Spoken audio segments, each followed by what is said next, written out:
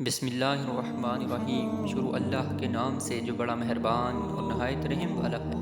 السلام علیکم پیارے دوستو، آج میں آپ کو سید احمد شہید رحمۃ اللہ علیہ کے اخلاص کا واقعہ سناتا ہوں۔ حکیم الامت حضرت تھانوی رحمۃ اللہ علیہ نے فرمایا کہ مولانا اسماعیل شہید نے اپنی تاریخ اعتقاد بھی بیان کی ہے کہ میں اس وجہ سے معتقد ہوا ہوں کہ ایک روز بارش ہو رہی تھی۔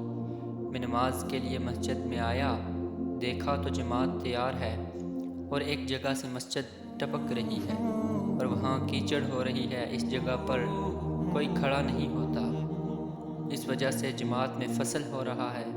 سید صاحب صف میں سے نکل کر اس جگہ نہایت خشوع اور خضوع کے ساتھ کھڑے ہو گئے۔ اس حالت کو دیکھتے ہی مجھے سید صاحب کے ساتھ اعتقاد پیدا ہو گیا اور یہ خیال ہوا کہ یہ بدوں اخلاص تام کے نہیں ہو سکتا۔ اس پر حضرت والا سیدی مولائی مرشدی محمد اشرف علی صاحب رحمۃ اللہ علیہ نے فرمایا کہ لوگ اپنے دل پر ہاتھ رکھیں، یہ معمولی بات نہیں ہے۔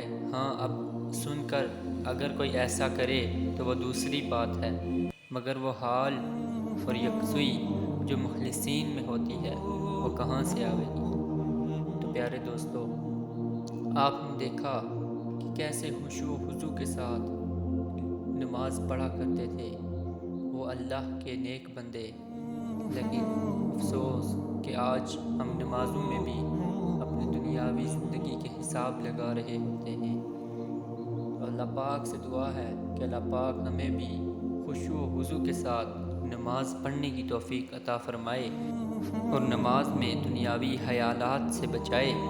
آمین بجاہ النبی۔